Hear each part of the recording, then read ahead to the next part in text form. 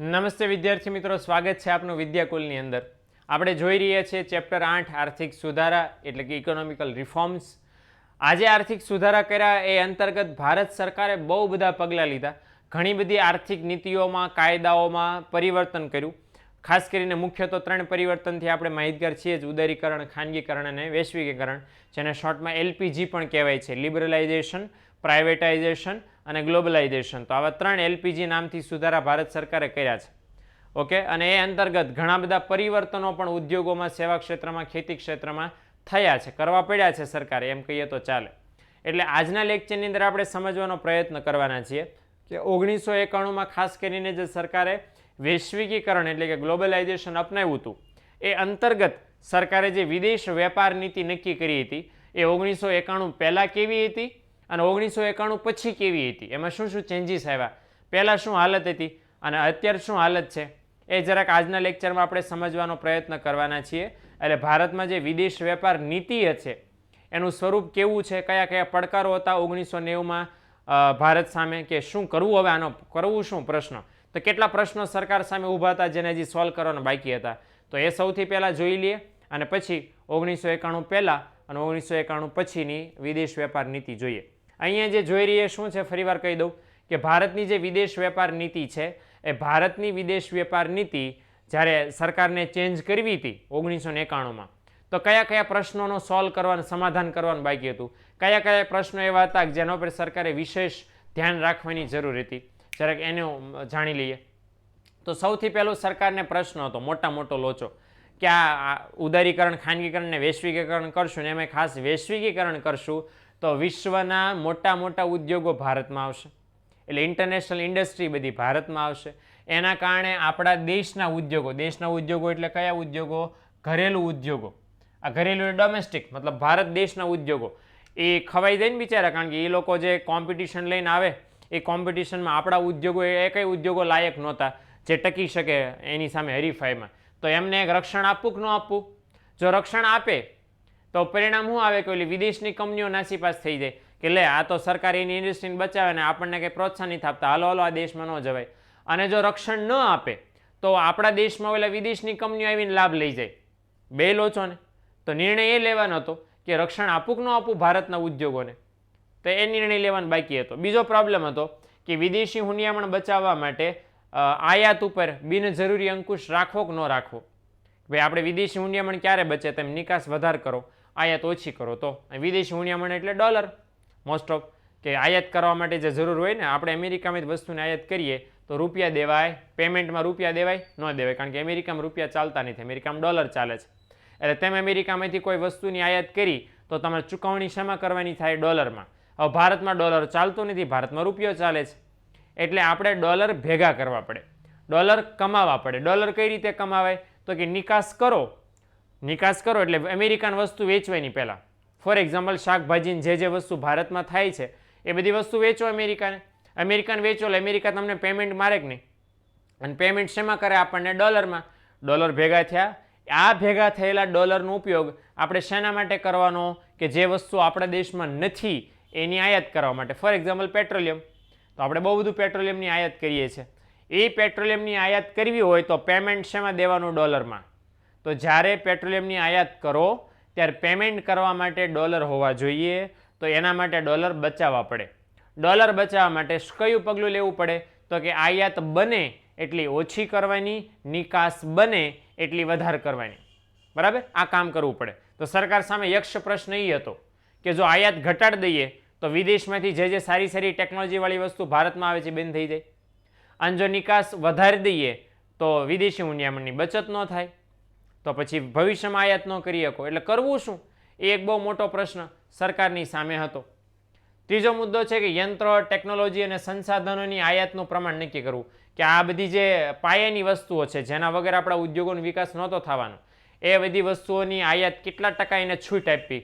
વધારે પડતી છૂટ આપી દો તો માથે દેવું થઈ જાય, અને અંકુશ રાખો તો હતું એ નહીં, કાંઈ શું ફેર પડવાનો છે? 1990 પહેલાં જે હાલત હતી સેમ હાલત 1991 પછી શું ફેર પડવાનો છે? એટલે આજે યંત્ર, ટેકનોલોજી, સંસાધનો છે એ કેટલી આયાત કરી શકે છે, તો એનું પ્રમાણ નક્કી કરવાની વાત છે. તો એ નક્કી કરવાનું બાકી હતું. નિકાસને પ્રોત્સાહન આપવા, નિકાસને એક સીધી વાત છે, સરકાર સામે એજન્ડા હતો કે આપણે નિકાસો વધારવી છે, નિકાસો બહુ ઓછી છે આપણી, એના કારણે દેવું બહુ વધતું જાય છે. તો નિકાસોને પ્રોત્સાહન આપો. પણ નિકાસોને પ્રોત્સાહન આપવું કઈ રીતે? નિકાસોને તેમ પ્રોત્સાહન આપો તો નિકાસને પ્રોત્સાહન આપવા માટે બહુ બધા પગલાં લેવા પડે. આપણા દેશના ઉદ્યોગોને પ્રોત્સાહન આપવું પડે, ઉત્પાદન વધારવું પડે, સહાય આપવી પડે, ધિરાણ આપવું પડે, માર્ગદર્શન આપવું પડે, મૂડીરોકાણ વધારવું પડે, કરવું પડે ને. નિકાસ માટેના પરવાનાઓ આપવા પડે, અન્ય દેશ સાથે આયાત નિકાસના કરાર કરવા પડે, વિશ્વમાં સંબંધો બધા દેશ સાથે સારા બનાવવા પડે, બહુ બધા પ્રયત્ન કરવા પડે, ત્યારે નિકાસ વધે. એમનામ ચપટી વગાડે નિકાસ થોડી વધે. એટલે આ બધા પ્રયત્નો કરવાના હતા. અહીં કઈ રીતે કરવા એ મૂંઝવણ હતી. ત્યાર પછીનો પ્રોબ્લેમ હતો ભારતીય વસ્તુની ગુણવત્તાના પ્રશ્ને આંતરરાષ્ટ્રીય વેપાર સામે ટકી શકવાની ક્ષમતા એ વિકસિત કરવાની હતી. જો અહીંયા મેં તમને સમજાવ્યું કે ભારતના ઉદ્યોગોને હું લેવા રક્ષણ આપવું પડતું હતું સરકારને. રક્ષણનો કેમ પ્રશ્ન વિચારવો પડ્યો?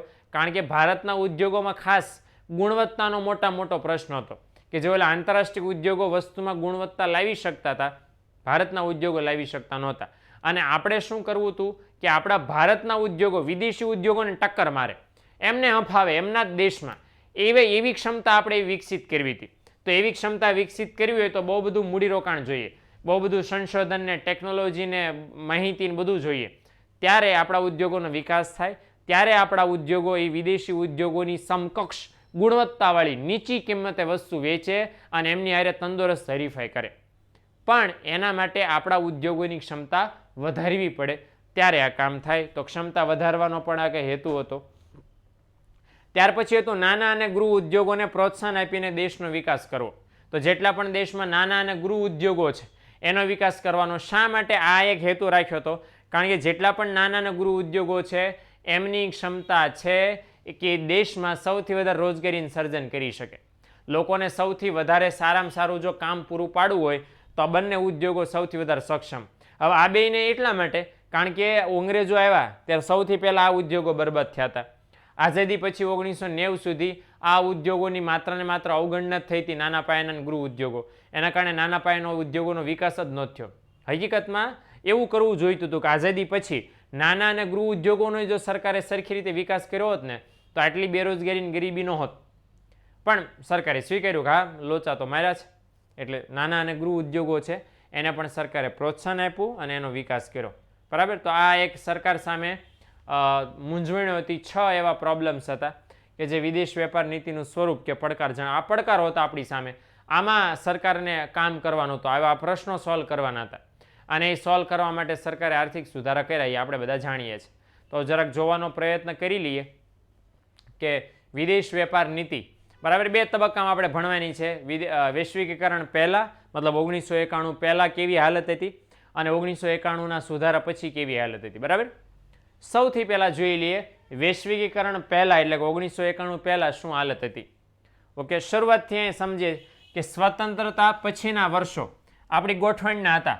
આપણું બંધારણ બનતું હતું અને આપણી સરકારો રચાતી હતી, ચૂંટણીઓ નક્કી થતી હતી, સંસ્થાઓના નિર્માણ થઈ રહ્યા હતા અને કઈ પદ્ધતિ નક્કી કરવી એની ચર્ચા વિચારણા ચાલતી હતી. એમાં વળી પાછું આપણે મિશ્ર અર્થવ્યવસ્થા અપનાવી. એટલે આ બધી ગોઠવણ સ્વતંત્રતા પછીના 4 કે 5 વર્ષ દરમિયાન નગરી ગોઠવણ જ ચાલ્યા કરી કે આ કરવું જોઈએ, આ કરવું જોઈએ, આ કરવું જોઈએ. અને આ ગોઠવણ એટલા માટે આટલા બધા વર્ષો ચાલી કારણ કે જે ગોઠવણ આ 4-5 વર્ષમાં થવાની હતી એના આધારે પછી ભારત વર્ષનો વિકાસ થવાનો હતો. એના આધારે દેશમાં આયોજનો થવાના હતા, એના આધારે દેશમાં નીતિઓ રચાવાની હતી. એટલે આ ગોઠવણ બહુ વ્યવસ્થિત કરવી પડે એમ હતી. ઓકે. અને જો બીજું કે શું સરકારે નક્કી કર્યું હતું 1991 પહેલાં કે વિદેશી વસ્તુ લાવવાની નહીં, વિદેશી કંપનીને ભારતમાં આવવા દેવાની નહીં. એટલે વિદેશની વસ્તુઓ અને વિદેશની કંપનીઓ સામે ચોખ્ખો વિરોધ હતો. અને વિરોધનું કારણ કંઈ પૂછવા જેવું છે? અંગ્રેજો જે આપણને ડામ દઈને ગયા હતા એટલા માટે. અંગ્રેજો વિદેશમાંથી જ આવ્યા હતા ને કે એટલા બધા આપણે શોષણ થયું હતું, આપણે એટલા બધા હેરાન થયા હતા કે આપણે નિયમ પ્રણ લઈ લીધો હતો, ઇવન જનતાએ પણ અને સરકારે પણ, કે વિદેશની એક પણ વસ્તુ ભારતમાં આવવી ન જોઈએ. કંપની જ આવે દો, કંપની તો ફૂલ પ્રતિબંધ હતો, વિદેશની કોઈ પણ કંપની ભારતમાં આવીને ધંધો કરી શકે નહીં, મૂડીરોકાણ કરી શકે નહીં, એની વસ્તુ ભારતમાં નિકાસ કરીને વેચી શકે નહીં. અને જો કદાચ એવું કરવા જાય તો સરકાર ના પડે, છુપાઈને લે તો લોકો જ ન લે. એટલે વિદેશી વસ્તુ અને કંપનીઓ સામે ભારતનો ફૂલે ફૂલ વિરોધ હતો. ઇવન ત્યાં સુધી વિદેશમાંથી તમે આયાત પણ કરી શકો નહીં. એટલે આયાત ઉપર અંકુશો હતા. સરકારે એમ કહે કે આ વસ્તુને આયાત કરવાની એટલે એ જ વસ્તુને આયાત કરવાની, આ દેશમાંથી આયાત કરવાની એટલે એ જ દેશમાંથી આયાત કરવાની. આયાત ઉપર સરકારનો ફૂલ કંટ્રોલ હતો. તમારે એઝ એ વ્યક્તિ કે કોઈ સંસ્થા, બરાબર, કોઈ સંસ્થાએ આયાત કરવી હોય, કંપની આયાત કરવી હોય, વ્યક્તિએ, તો એ સરકાર પાસેથી આયાત પરવાનો લેવો પડતો હતો, પરમિશન લેવી પડતી હતી. પરમિશનમાં પૂછવામાં આવે ભાઈ શું લેવાનું છે, કેટલું લેવાનું છે, કઈ રીતે લેવાનું, શા માટે લેવાનું છે. સરકાર જો પરમિશન આપે તો આયાત થાય, નહીતર ન થાય. આવી કન્ડિશન હતી. ઓકે, નિકાસ ભારતની બહુ ઓછી હતી. નિકાસ કેમ ઓછી હતી? કારણ કે ભારત દેશના ઉદ્યોગો, ખેતી અને સેવા ક્ષેત્ર ત્રણેય હજી સુધી એટલા બધા વિકસ્યા નહોતા કે આપણે નિકાસમાં વધારો કરી શકીએ. એટલે ભારતની નિકાસો પણ ખૂબ ઓછી હતી. આ પણ એક બહુ મોટો પ્રશ્ન આપણી સામે હતો. એટલે નિકાસો ઓછી હતી, એના કારણે આપણી વિદેશી હુંડિયામણની કમાણી બહુ જેવી તેવી હતી. ઓકે, આઝાદી પછી મેં કીધું એમ કયું અર્થતંત્ર આપણે સ્વીકાર્યું? મિશ્ર અર્થતંત્ર આપણે સ્વીકાર્યું, કે જેમાં અમુક લેવલે જાહેર ક્ષેત્રે કામ કરે, અમુક લેવલે ખાનગી ક્ષેત્ર પણ કામ કરે. જાહેર ક્ષેત્રે હોય, ખાનગી ક્ષેત્ર હોય, એવી અર્થવ્યવસ્થા 1991 પહેલાં આપણે સ્વીકારી હતી. બરાબર, એટલે આવું કંઈક આપણે પગલાં લીધા હતા. બીજું જો આગળ, કે જે વસ્તુઓ દેશના વિકાસ માટે જરૂરી છે એવું સરકારને લાગ્યું એ વસ્તુની સરકારે આયાતો કરી. કીધું ને, કારણ કે સરકારનો આયાત ઉપર પૂરેપૂરો અંકુશ હતો. એટલે જે વસ્તુની વિકાસની આયાતની જરૂર સરકારને લાગી એ વસ્તુની સરકાર દેશના, એટલે યંત્રો છે, ટેકનોલોજી છે, કૃષિ પેદાશો છે, યંત્રની પેદાશો, સંરક્ષણના સાધનો, વાહનો, જેની સરકારને જરૂર પડી એ બધાની સરકારે આયાત કરી. ઇવન ત્યાં સુધી વપરાશી વસ્તુની આયાત ઉપર નિયંત્રણ મૂકી દીધા. બરાબર, કે વપરાશી વસ્તુ એટલે શું? ડાયરેક્ટ ફોર એક્ઝામ્પલ મારે પાણીની બોટલ છે, પાણીની બોટલ કેવી કહેવાય? વપરાશી વસ્તુ કહેવાય. તો એની આયાત ઉપર નિયંત્રણ મૂકી દીધા. શું લેવા? કારણ કે વપરાશી વસ્તુ તો દેશમાં બને ને, બોટલ તો દેશમાં બનાવી કોઈ, આ બોટલ થોડી વિદેશમાં જ મગાવે. શું લેવા નિયંત્રણ મૂકી દીધા? કારણ કે જો નિયંત્રણ મૂકે તો ફરજિયાત લોકોએ વપરાશી વસ્તુ ક્યાંય ખરીદવી પડે? ભારતમાં જ ખરીદવી પડે. ભારતમાં વપરાશી વસ્તુની માંગ વધે. એ માંગને પૂરી કરવા માટે ઉદ્યોગો વધે. ઉદ્યોગો વધે તો રોજગારી વધે, આવક વધે, બેકારી ઘટે, ગરીબી ઘટે, બહુ ફાયદા થાય. એટલે જેટલી પણ વપરાશી વસ્તુ હતી, આ નિયંત્રણ મૂકવાનું બીજું રીઝન હતું કે વપરાશી વસ્તુ દેશમાં બની શકે ને તો ખોટું વિદેશી હુંડિયામણ હુંલા બગાડવાનું ભાઈ. તો એ રીઝનથી સરકારે વપરાશી વસ્તુ જેટલી પણ વિદેશમાંથી આવતી હતી પ્રતિબંધ મૂકી દીધો અને ભારતમાંથી જ બને એવો પ્રયત્ન કર્યો. બીજું કે ખેત પેદાશ એટલે ખેતીમાંથી ઉત્પન્ન થતી વસ્તુઓ, હસ્તકલાની વસ્તુઓ, ઝવેરાત એટલે હીરા, મોતી, સોના, ચાંદી જેટલા ઘરેણાં, તો આ બધી જે આપણે પરંપરાગત નિકાસ કરતા હતા, પરંપરાગત એટલે પહેલેથી વર્ષોથી અંગ્રેજો આપણા દેશમાં આવ્યા એ પહેલેથી આપણે આ બધી નિકાસ કરતા હતા, એને એટલે પરંપરાગત નિકાસ કહેવાય. અને એ તો શરૂ જ રાખવાની, પણ એની સાથે ટેકનોલોજી આધારિત બિન પરંપરાગત નિકાસો આપણે વધારી. બિન પરંપરાગત એટલે શું? કે અત્યાર સુધી નહોત કરતા, પણ હવે દેશનો વિકાસ થયો એટલે આપણે નિકાસ કરવાનું શરૂ કર્યું. એટલે ટેકનોલોજી એટલે સોફ્ટવેર છે આપણી પાસે, કૃષિ પેદાશો છે, અનાજ છે, યંત્ર સામગ્રી છે, એવી ઘણી બધી, બરાબર ને, કાપડ છે. તો આ બધી વસ્તુઓની નિકાસ આપણે વધારી, પહેલાં નહોત કરતા. તો એ બિન પરંપરાગત નિકાસો છે એમાં આપણે વધારો કર્યો. સરકારે એક નીતિ સરસ મજાની અપનાવી. બીજી કઈ? આયાત અવેજીકરણની નીતિ અપનાવી. આયાત અવેજીકરણ એટલે શું? કે આમ સાદી ભાષામાં તમને સમજાવતું, જે વસ્તુ તમે વિદેશમાંથી મગાવો છો એ બંધ કરી દેવાનું અને સેમ એ વસ્તુનું ઉત્પાદન ક્યાં કરવાનું? ભારતમાં. ઓકે, તો એને કહેવાય આયાત અવેજીકરણ. આયાત કરવાને બદલે એનું ઉત્પાદન દેશમાં કરવાનું. ઓકે, તો જે લખ્યું જ છે કે આયાત અવેજીકરણ એટલે આયાત થતી વસ્તુની અવેજીમાં પોતાના દેશમાં વસ્તુઓ ઉત્પન્ન કરવાની નીતિ. એટલે વિદેશમાં જ નહીં મગાવવાનું, એનું ઉત્પાદન દેશમાં થાય એવો પ્રયત્ન કરવાનો. અને પરિણામ સ્વરૂપ શું આ ફાયદો થાય? કે આપણા દેશમાં ઉદ્યોગો વધે, ઉત્પાદન વધે અને આપણા દેશમાં ઉદ્યોગોનો વિકાસ થાય. ઓકે, હવે ખાસ જોઈએ વૈશ્વિકીકરણ પછી, એટલે 1991 પછીની વિદેશ વેપાર નીતિ, કે સરકારે શું ચેન્જ લાવ્યા. જૂનું જોઈ લીધું ને, કે આવી વસ્તુ હતી, આવા પગલાં લીધા હતા. 1991 પછી સરકારે પ્રતિબંધિતના બદલે મુક્ત વેપાર નીતિ અપનાવી. અંકુશો જેટલા કાઢી શકાય એટલા હતા, બધાને રજા આપી દીધી અંકુશોમાં, હાલો આવજો, જરૂર નથી. આપણા ભારત દેશનો રૂપિયો છે એને મુક્ત કરી દીધો. પહેલાં એવું હતું રૂપિયાની કિંમત સરકાર નક્કી કરતી હતી. સરકારે એના માટે કાયદો બનાવ્યો હતો અંકુશ મૂકવા માટે. કયો કાયદો બનાવ્યો હતો? ફેરા નામનો, FERA, ફેરા, ફોરેન એક્સચેન્જ રેગ્યુલેશન એક્ટ. ફેરાનો જ ફરી એક તો બિચારો મૂલ્ય છે કેટલું નક્કી કરવું એ સરકાર નક્કી કરે. એ ફેરા છે એ કાઢી નાખ્યો સરકારે અને ફેરાના સ્થાને કયો કાયદો લઈ આવ્યા? ફેમા FEMA foreign exchange management act. આના કાયદા અંતર્ગત સરકારે છૂટ આપી દીધી કે ભાઈ રૂપિયાનું મૂલ્ય સ્વતંત્ર રીતે વિદેશી હુંડિયામણના બજારમાં થશે. $1 બરાબર કેટલા રૂપિયા? એ બસ માંગ અને પુરવઠાના આધારે ઓટોમેટિક થશે. સરકાર હવે હાથમાં લેશે નહીં. તો આ એક બહુ મોટો પ્લસ પોઈન્ટ હતો વિદેશ વેપાર કરનારા વેપારીઓ માટે. આયાત નિકાસ માટે સરકાર પાસેથી પરવાનો લેવો પડતો હતો. પરવાનો એટલે શું? મંજૂરી, પરમિશન લેવી પડતી હતી. એ સરકારે ઓછી કરી નાખી, હળવી કરી નાખી. ક્રૂડ ઓઇલ, ક્રૂડ ઓઇલ એટલે ખનિજ તેલ, બરાબર ને? તો ખનિજ તેલ એટલે મતલબ પેટ્રોલિયમ, બરાબર. પછી ખાદ્ય તેલ, રસાયણ, આ બધી આયાતોમાં જ સરકારે અંકુશ રાખ્યા. મતલબ આ બધી વસ્તુ એવી છે કે બહુ સેન્સિટિવ છે, બરાબર ને? દેશના વિકાસ માટે અત્યંત જરૂરી છે, ખાસ કરીને ખનિજ તેલ તો ખાસ. તો આ ક્રૂડ ઓઇલ જેવી વસ્તુ છે એના ઉપર સરકારે અંકુશો રાખ્યા. રસાયણ જેવી આયાત ઉપર સરકારે અંકુશો રાખ્યા. પણ બાકી બધી વસ્તુ ઉપર સરકારે અંકુશો ઘટાડી દીધા. આ એક બહુ મોટો પ્લસ પોઈન્ટ, બરાબર. બીજું કે FDI, જેને આપણે સીધું વિદેશી મૂડીરોકાણ કહીએ છીએ, પ્રત્યક્ષ વિદેશી મૂડીરોકાણ કહીએ છીએ, એ સરકારે FDIની છૂટ આપી દીધી. ઘણા બધા ક્ષેત્રોમાં 100% વિદેશી મૂડીરોકાણ થઈ શકે. સાદી ભાષામાં વિદેશી કંપનીઓને ભારતમાં પૈસા રોકવાની છૂટ આપવામાં આવી. ઓકે. 1995માં વિશ્વ વ્યાપાર સંગઠનના આપણે સભ્ય બન્યા. કઈ સંસ્થા છે? WTO, World Trade Organization. આ વર્લ્ડ ટ્રેડ ઓર્ગેનાઇઝેશન એ સંસ્થા સ્થપાણી હતી 1995માં અને આપણે સ્થાપક સભ્ય બની ગયા. જે વર્ષે શરૂ થઈ એ વર્ષે આપણે સભ્ય બની ગયા. રીઝન શું હતું? કે આ જે WTO હતું, વિશ્વ વ્યાપાર સંગઠન, એ શાના માટે રચાણું હતું? કે વિદેશ વેપાર બધા દેશોનો સતત અને સતત વધુ વધે, બરાબર. તો ભારતને એવું લાગ્યું કે આપણે વિદેશ વેપાર તો આપણે વધારવો છે, આના સભ્ય બની જઈએ તો આપણો વિદેશ વેપાર એ વધે ને, આપણને હેલ્પ કરે આ સંસ્થા. વૈશ્વિક સંસ્થા હતી, વિશ્વના કોઈ પણ દેશ આ WTOના સભ્ય બની શકે એમ હતા. એટલે ભારત એ સભ્ય બની ગયું. સ્થાપક સભ્ય કહેવાય ભારતને, કારણ કે શરૂ થયું અને આપણે સભ્ય બની ગયા 1995માં. નિકાસોને સરકારે પ્રોત્સાહન આપ્યું. નિકાસ કરતા ઉદ્યોગોને કરવેરામાં છૂટછાટ આપી, બરાબર ને? વીજળીને પાણીની સુવિધા છે એ રાહત દરે પૂરી પાડી.